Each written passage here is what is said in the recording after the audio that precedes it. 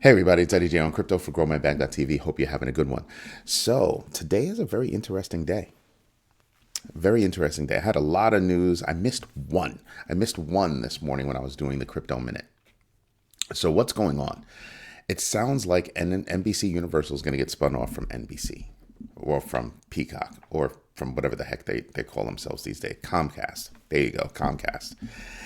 And that's actually big. Why? Because and compared to the other channels, NBC Universal, like they're going to keep Bravo, right? Comcast is going to keep Bravo and other, money making channels that they have. And they're just going to spin off NBC Universal, which includes CNBC, MSNBC. And that's going to be interesting because of the tie up between, all of that and NBC News. I mean, they like all those people just go back and forth fluidly, right? So that's going to be interesting. What's also going to be interesting is how that network reports news from a financial perspective. I mean, I think on the news side, they'll be fine. But from a financial perspective, the world has changed. The world has changed. I just did an episode on stocks in translation. It came out yesterday. You can find it. Just look it up, stocks in translation. You can find it on YouTube or even on Yahoo. Now, the idea is that I think Yahoo is proving that a financial news channel can survive without having, broadcast. But imagine if it came with broadcast. Now that's interesting. That's why I think that things are going to change over there. And I think that you're going to see a heck of a lot more coverage of the crypto space on a place like CNBC. You'll probably hear a lot more transactions going on MSNBC as well. That's why I'm saying there is a big thing going on there and why I think it's important. Now, something else that happened. Now, BlackRock came out with their options yesterday. They debuted their options, their Bitcoin ETF options on Nasdaq yesterday. And in a day, $425 million. Clutch my pearls. Clutch my pearls. What's up with that? I mean, if you are still not learning about crypto, that right there should have been like, I better go learn about crypto. I should go buy Eddie's book, Crypto Foundations for Building Multi-Generational Wealth, so I can start to learn about crypto. That's what I should do. Because those institutions represent a great number of people that are getting into crypto. Indirectly, right? But they're getting into crypto. They'll have to be more direct when crypto starts to say, well, you can go to the store and you can buy your bacon, egg, and cheese, salt, pepper, no ketchup. And you'll boost a little coffee with crypto. Here's some Cardano, ding. You know what I mean? Here's some Hedera, ding. Here's some XRP, ding. I'm just saying.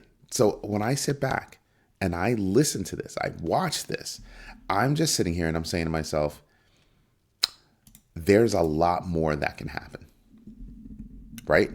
There's a lot more that can happen. So the more people that get into this, I'm just saying, do your own research, know your entries, know your exits, and invest deliberately. Those are the three keys. That's the triangle right there. What else do we have? Phantom Wallet. What the heck, man? So you've got an iOS device. You've got a Phantom Wallet. Guess who was unable to get into their Phantom Wallet? You people couldn't tell me my collar wasn't looking good. Come on now. But Phantom Wallet, are you serious? It locked out people from their, everybody who was using it on iOS got locked out. I mean, if you have your keys, you shouldn't have been worried, right? You know what I'm talking about. If you have your keys, you weren't worried. You're just thinking, this app is messed up. I have my keys. I know my assets are safe. Just this software that's showing it to me messed up. That's okay. That's okay. So now what's the next step? Well, fix it. And it sounds like Phantom is actively working on a fix and advises users to avoid updating until the problem is solved. Woo. That's not fun. I'm not even going to try to, sugarcoat that. That is not cool to wake up. The market is going up and you can't see your money. Yeah, people are going to not be pleased at the moment. Especially those people that are like serial updaters. That's going to be a problem for them. They're going to be really pissed. But don't get upset. You're fine. It's just the software messed up. They'll come out with a fix and everything will be fine again. Don't worry about it. No, they do not pay me. I just know how software works. Now, what's next? Now, you probably will have never heard of these two company names, but one of them you should be familiar with because I just told you about them a few days ago. Securitize. Securitize and Elixir partnered to integrate real-world assets into DeFi. You should know Securitize. BlackRock is doing a whole bunch of tokenization. You want to know who's helping them do it? Securitize. Yeah. So this is looking interesting to me. Securitize has collaborated with Elixir to tokenize real-world assets and integrate them into decentralized finance platforms. This partnership aims to provide investors with access to RWAs through blockchain technology, enhancing liquidity and transparency in the market. Now,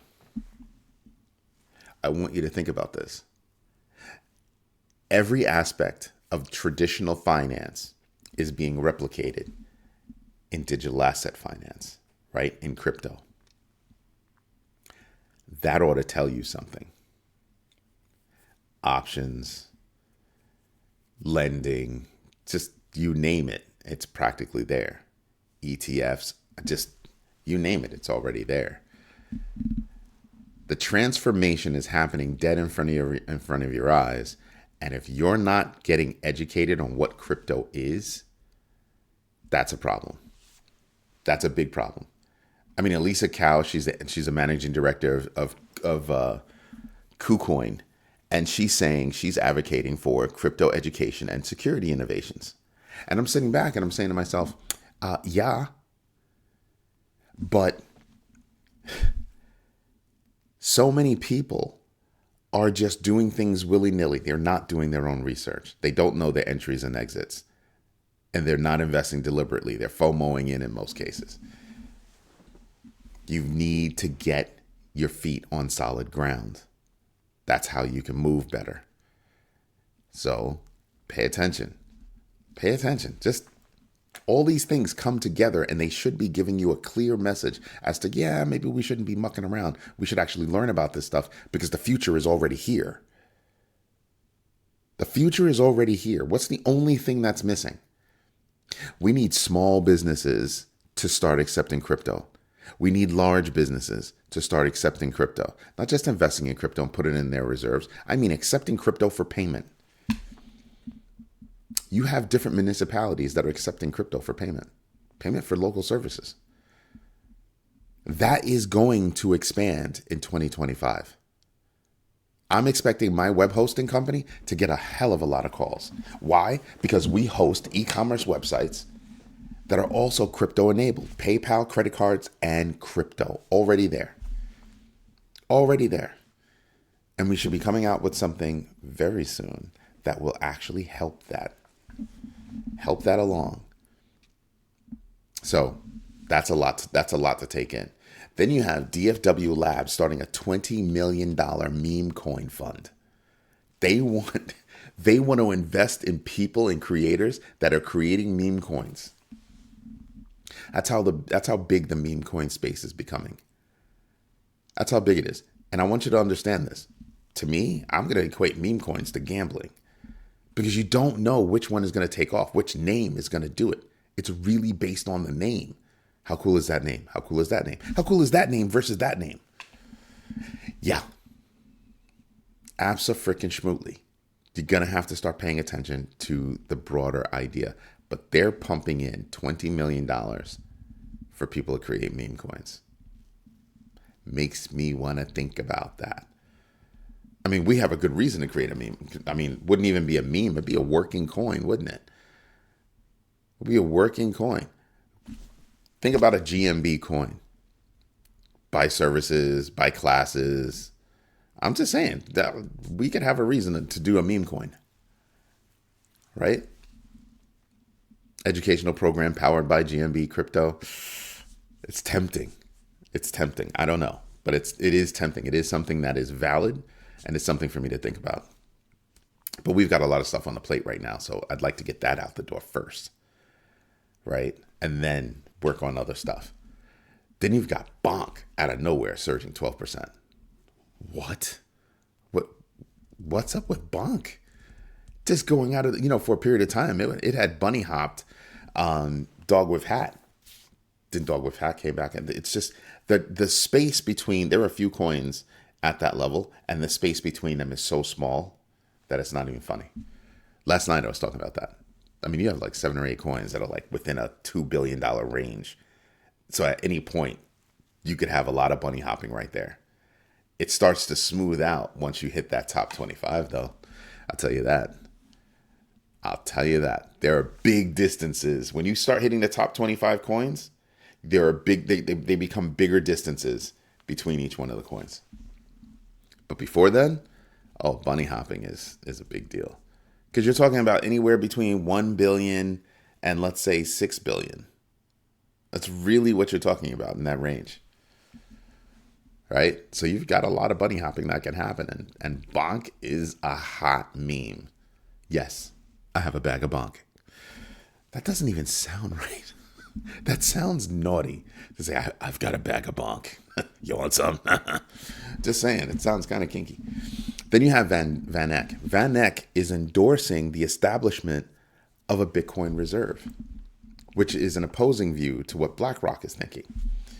That's kind of crazy. Investment firm VanEck has expressed support for creating a national Bitcoin reserve. The firm believes that holding Bitcoin as a reserve asset could provide financial stability and hedge against economic uncertainties.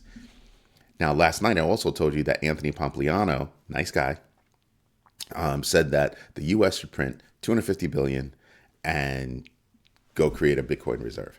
And I'm like, I'm just not into creating debt for the sake of, well, maybe it'll do something in the future.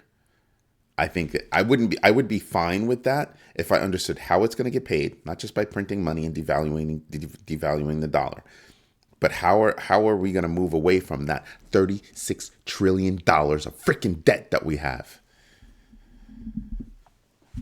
All these rich people having all kinds of write-offs and stuff like that. Living tax-free, just chilling. Meanwhile, the United States as a country has $36 trillion in debt. We have the most debt in the world. That said, the global amount of debt is said to hit 100 trillion by the end of the year. So we're not the only country that has that problem. How do we solve it? Is it a reserve? I would like to sit down and listen to people debate about that. Gather up all the notes, all the salient points, because I would like to understand that. I'm not saying that doing a Bitcoin reserve is not the answer. I'm not saying that, printing $250 billion is not the answer. What I'm saying is I need to know how we're going to pay for this all. And nobody's talking about how do you pay for it? Oh, let's just print some more money. To me, that's not an answer. To me, that is not an answer. Back in the day, people used to buy houses outright. You can't do that anymore unless you're a millionaire. And I'm not playing with you. I'm dead serious. It's almost impossible to buy a house outright. Right? Unless you're buying, a flipper, a serious fixer-upper, or buying it someplace where, it ain't New York City. Right? So the idea of being able to buy a house almost anywhere for no money down, and just buy it outright, no loans, no none of that money down stuff, just no, boom, here's your money, go away, my house. Yeah. So we have a lot of questions that we need to have answered, and we need some serious people to take a pragmatic approach and sit down and give serious thought to it, and not just because it's the whim of somebody's idea. It's just woo. No, we need real thought process behind it. And the last bit of news that I have this morning, Injective introduces an on-chain toolkit for building on-chain AI bots. Now, AI has been here for years. People just think it's new. It's not new. It's been here for years. People think bots are a new thing. No, they're not. Bots have been trading stocks forever, right? What I want people to do is just start getting a foundation on what money is, what crypto is and is not, so they can get started on things. Get out there and start making some money. That's the idea. And how do we do that? Anyway, you know what we should do? That's right. We should get into the numbers. And as you know, I'm getting into the numbers differently these days. So here's our alpha. This is our alpha for the GMB Crypto Tracker Top 25. We're going to start with the GMB Crypto Tracker Top 25 losers. And this updates every 60 seconds. I don't even have to think about this. When we release this, you'll be able to do the same thing. Won't even have to think about it. It'll update 60 seconds. All good. Then you start looking at who's here. This one's new. Everybody's been talking about it for a while. It's down 14%. Serious profit taking. 0.2, GMB X factor. Hedera's down 13%, 13.8. Down, not a lot, but down 78% from its all-time high with 3.58 as a GMB X factor. HBAR is doing things. HBAR is doing things, and it's highly possible that one of their people could wind up sitting in a government office. So that's a big deal. So right now, I think what you're seeing is profit taking from yesterday, but I think that's going to go back up just because everything that's going on. Once those things become official, it'll pop back up again. Also, they're talking to Hedera. Hedera, I think Cardano and maybe XRP talking about, well, what can we do about identity so we can do voting? Now here's what's funny. Everybody's been talking about how we can do voting better. Blockchain would enable voting to happen better. But I think it becomes that you're not anonymous anymore. Because so let's suppose you use an identity and now your identity can vote. The government's going to know how you voted. That's what's going to wind up happening. Unless they build a system where you walk in the door, like everybody just gets a random whatever by triggering it themselves. Like you trigger your voting application. And it's not tied to you, it's tied to something else. But your credential is, I already have a credential or something like that. And the credential is not tied back to a name. It's you went through all this, you got your credential, done. But it's a random number that's not tracked. And then you have to trust the government to not track it. So a lot of thought has to go into that, right? Because it's none of their business who I'm voting for. Because the whole idea is you're not supposed to have any backlash for how you vote. There's the problem. So it's going to take a lot of thought right there. But Hedera's down. Not bad, though. 14% right now. Like I said, 3.57 GMB X factor. Who else is here? Dogs.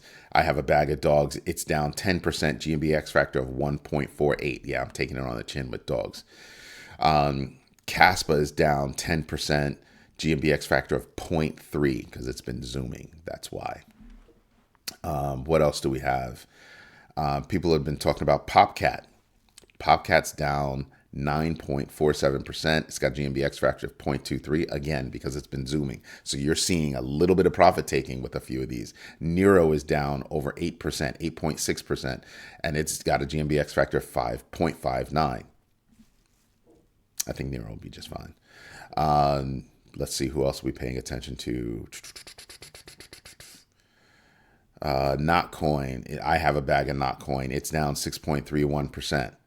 Right? It's got GMB X factor of 2.91. Yeah, I'm fine with Notcoin. They have a new game coming out. I'm fine with Notcoin. Celestia is down 6%. GMB X factor of 3.10. It's 75% off its all-time high. Look at all these coins. Whatever coin you're interested in, always look at how far away they are from their all-time high. That ought to tell you something. It ought to tell you something. What kind of earnings we have? We have NVIDIA today. Nothing else matters. We have NVIDIA today. Pay attention to that one. That's going to move markets. If there's anything positive, you're going to see things like Render, other AI coins just take off. This week, what do we have today? We have GovSpeak. Tomorrow we have initial job claims. We've got existing home sales. So we've got some news this week that can move markets as well. Right now, the Fear and Greed Index is at 83, down from 90. DeFi Llama, what do we have? Still hovering around $120 billion in total value locked. Not bad. Not bad at all. Let's see. Oh, yeah, upward momentum right there. Look at that. Because right now we're at 93,335. It wasn't that long ago that was a high. Now the high is it's like $94,002 is the all-time high. You'll see it in a second. But let's go here and let's take a look at the big board. And you look at this big board and you kind of go, wow, there's still so much opportunity. Bitcoin is hovering around all-time highs. Only the newer coins are hovering around all-time highs. Everybody else is kind of coming along after. Pay attention who's bumping up, who's tightly correlated to Bitcoin and who's not. Pay attention to that. Try to pick your winners. Do your own research. Dig in. Don't be afraid. Cardano at 82 cents. What? I think it's going to be on fire at least until it hits $1. At least until it hits $1, it's going to go nuts. So I'm sitting back on my Cardano and just chilling. For real. I'm just chilling. Don't sleep on XLM. XLM is, they broke away from XRP. Remember that. XRP is about institutions. XLM is about the people. Don't sleep on XLM, in my humble opinion. Aptos moving up. About doggone time, I've been holding a bag of Aptos and crying about it for a minute. And now I'm finally starting to smile. But yeah, the crypto tracker, the GMB crypto tracker helps me figure all this out when I'm making my moves. And then if you're looking at the numbers straight across, wow, 120% year to date for Bitcoin. When was the last time you saw that? Ethereum's still not moving, but I think Ethereum is a sleeping giant. Wow. Chainlink is on freaking Ethereum. You have so much going on Ethereum. People are just losing their minds. Solana's up 133%. Better than Bitcoin, up 133%. Again, I keep talking about that network problem. They got to solve that. Because when it rears its ugly head, it's always at the wrong time. You've got BNB that's up 96%. You have XRP that's up 83%. You have Doge that's up 333%. Holy moly, have you been paying attention? Cardano's up over the past 90 days, 126%. Oh, year to date, it sucks. It's only 38%. But look at 90 days, 60 days, 30 days. I'm just saying, even at 7 days, even over the past week, you've done better than year to date. It's crazy. Timing is everything. This is why I keep telling you guys, start to understand the rhythm of your coin. Start to understand the rhythm of your coin so you can understand if your coin is going up or down, right? And the news hits, and will that news be positive or negative? Because if it's an upward momentum and good news hits, it exacerbates that. The same way that if bad news hits and it's already in downward momentum, it exacerbates that.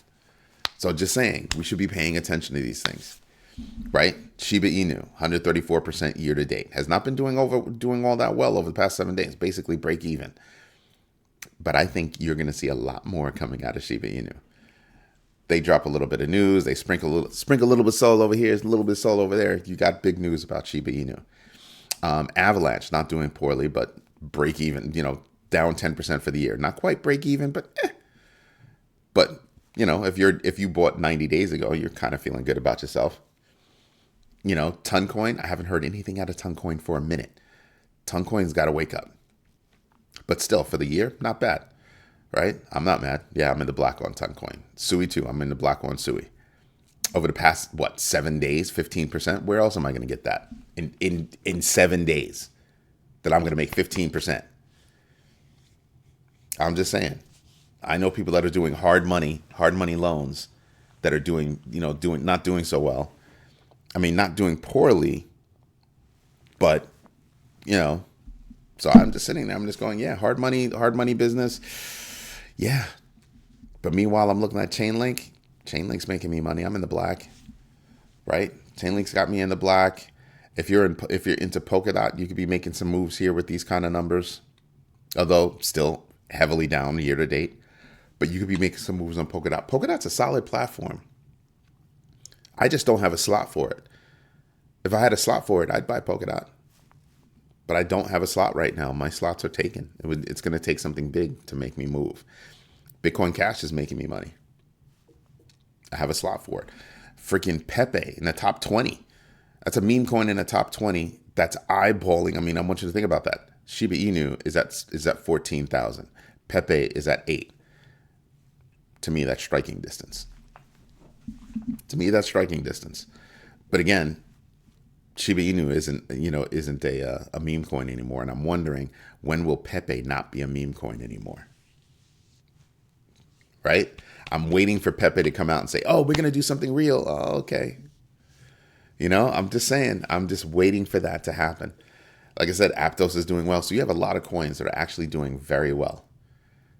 Anyway, everybody, this is Eddie J on crypto for growmybag.tv. I hope you like what I'm doing. Hit the notification bell so you know when I'm dropping a video. Definitely subscribe. And if you really care about how you want to invest and you want to learn more and grow the community with us, become a member of the Grow My Bag community. Doesn't take a lot. All right? Have a good one, everybody. Bye-bye.